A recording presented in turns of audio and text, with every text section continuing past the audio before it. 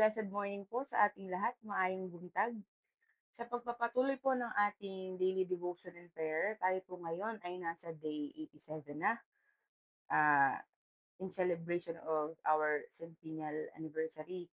So, ang title po for today or ang topic po natin ngayong araw ay Bringing the Gospel to All People. Bago po ang lahat, tayo po muna ay saglit na mag-pray.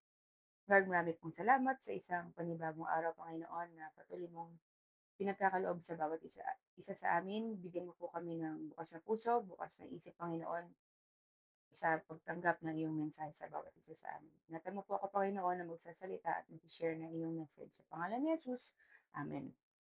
Our text is from Romans 10:12 to 13. Ito po ang sabi, For there is no difference between Jew and Gentile. The same Lord is Lord of all and richly blesses all who call on him. For everyone who calls on the name of the Lord will be saved. Emphasize lang po natin yung verse sa 12a, where there is no difference between the Jew and Gentile. Ano po bang konteksto nito? Sino ba ang Jew? Sino ba ang Gentile? So sabi po, ang Jews are descendants of Abraham, Isaac, and Jacob, the patriarchs of the Israelites. Jews are God's chosen people, chosen for a special relationship with God. A Gentile, on the other hand, is anyone who is not Jewish, a member of a nation or people group outside of Israel. Yes po, tayo po ay kabilang sa mga tinatawag na mga Hintil or Gentiles. Pero gayon pa man po, let us all continually be joyful and grateful to the Lord. Kasi sabi po sa Acts 13, 47, For this is what the Lord has commanded us. I have made you, yung mga Jews, as a light for the Gentiles, tayo po, that you may bring salvation to the ends of the earth. In this verse, God's command indicates that salvation through Jesus was meant to reach not just the Jews, but also the Gentiles. So, hindi na po nagmamatter dito yung distinction ba kung Jews ka ba or Gentile ka ba. Both have access to God through faith in Jesus Christ. And God's grace and salvation are for everyone, regardless of ethnicity or background.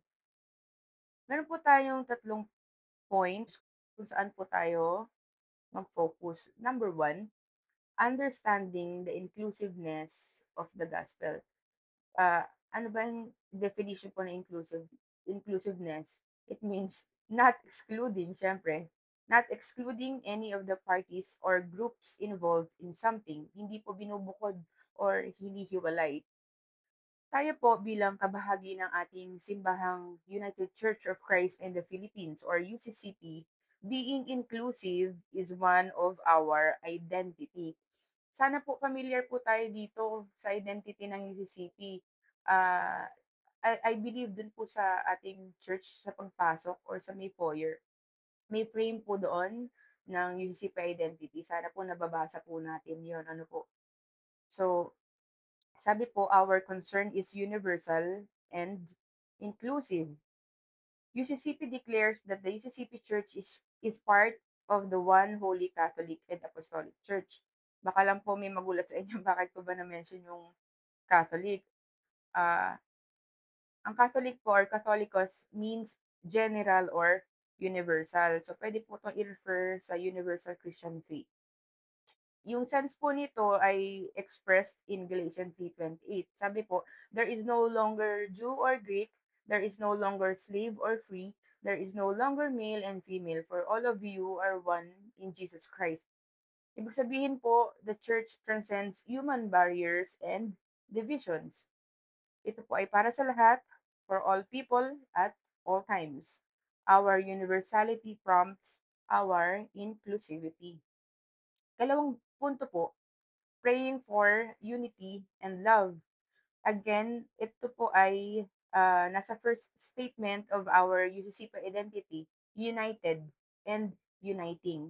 Kaakibat po na palagi ng unity ay pag-ibig o love. Imposible pong walang pag-ibig or love sa pagkakaisa. Ano po, of course, we have our differences pagdating po sa mga paniniwala, practices, at sa mga iba pang bagay. Let us all unite sa isang goal, and it is to share the gospel to everyone. Ang nice po ng Panginoon sa atin, ay magtulungan at hindi magpagalingan at magpasikatan sa pagpapahayag ng gospel. Our goal is to exalt the name of the Lord, share the salvation with everyone. That is the command given to us from the very beginning. And true to its nature as an institution and as Christ's body in the world, our church, UCCP, continues to affirm its being as a united and uniting church. Kasama ng iba pang mga iglesia sa Pilipinas sa ilalim ng National Council of Churches in the Philippines or NCCP ay patuloy po na umaabot at nagpapahayag ng ating pananampalataya ng may pagkakaisa bagaman po mayroong mga pagkakaiba-iba. Naalala ko po yung isang song ng Pambatang Papuri nung ginagawa ko po 'tong second point. Sabi po doon or kung alam niyo po, puwede niyo po akong sabayan. Yung kanta po ang sabi sa line, isang pag-ibig na nagbubuklod sa atin, nagbibigay liwanag sa mga naninindim. Atin nang abutin at isabog sa dilim, ningning ng pag-ibig ng Diyos, pag-ibig niya sa atin. Yun po, ang ganda-ganda po talaga ng line na po na ito, ano po, sa mga bata pa lang po tinuturo na po ito yung sa Sunday school, tinuturo din po ito sa junior services, tinuturo po ito lalo't higit sa mga mas nakakatanda. Tinuturo po ng Panginoon na tayo ay maging role model of unity and love to those people around us. Higit rin po sa mga kabataan na susunod na mga leaders ng ating simbahan. Last point po, actively seeking opportunities.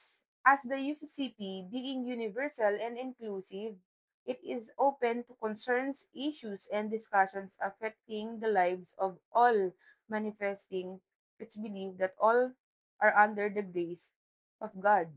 We belong to a bigger community. Let us continue to be part of God's mission to reach people and share the good news of salvation, not just because it is part of the work of our church, but let us be genuine and passionate about it.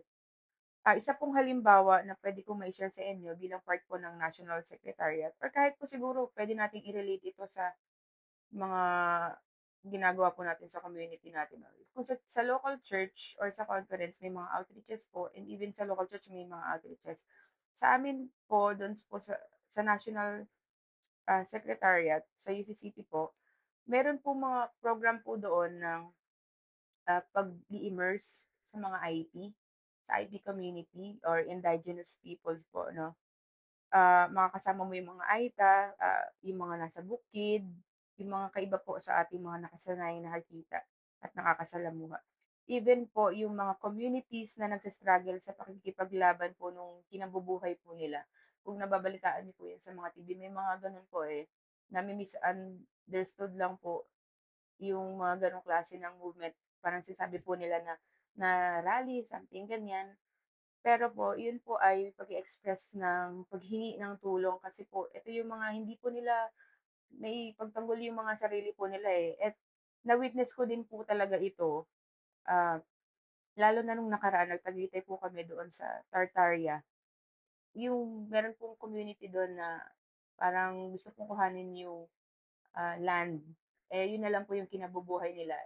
Parang by force po, something po gano'n. So, yung mga nakakalungkot po yung mga gano'n 'pag nakikita po natin na po.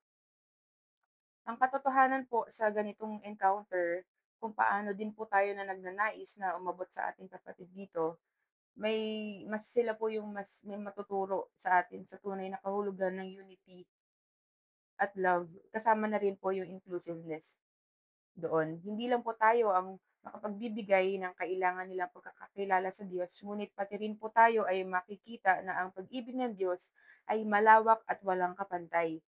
Mababago po ang perspective natin sa kung paano po umiibig ang Panginoon. I pray po na makita po natin na importante rin na makiisa po tayo sa mga kapatid natin na nasa ganitong dako. Hindi lang po para magbigay ng mga pagkain, damit, or pera, pero makisama po sa mga pagtataguyod ng moral at kinabubuhay rin po nila. Let us all be reminded na lahat po tayo ay may parte sa mundo at maging concern po tayo sa bawat isa. Minsan po or siguro panahon na po na labas po tayo sa comfort zone natin kasi madalas po tayo-tayo na lang, eh. Kasi comfortable na po tayo dun sa community natin. Pero labas po tayo kasi ang dami pa po, eh. Napakarami pa pong gusto ng Diyos na puntahan natin at abutin po natin. Again, God's grace and salvation are for everyone, regardless of ethnicity or background. Sa pagtatapos po, ang Romans 10:12 to 13 yung text po natin. Paul is affirming that the message of salvation is open to everyone through faith in Jesus Christ. There is no distinction when it comes to God's grace, and the offer of salvation is abundant and universal. Anyone who calls on the name of the Lord in faith will be saved, making this a powerful statement of God's inclusive love and the accessibility of salvation to all people. These are the things that the Lord wants us to focus on. To bring the gospel to all people. After all, it is always about the Great Commission. Let us all bow our heads and pray. Dear Heavenly Father, we come before you with grateful hearts, seeking your guidance and strength. We ask for the courage to share your love and truth with those around us. Open the hearts of those we encounter so that they may receive the gospel with understanding and openness. Help us to be bold yet compassionate, speaking with wisdom and love as we carry the light of your word into the world. May your Holy Spirit work in us and through us so we can share your gospel in ways that truly speak to their hearts and be instruments of peace and bridges of hope to share your love with everyone, regardless of their past or present. Because in your perfect timing and provision, we know, Lord, that you are with us in every step. In your mighty name we pray. Amen. Salamat po sa pag-join ngayong araw sa ating devotion and see you po tomorrow for day 88. God bless us all.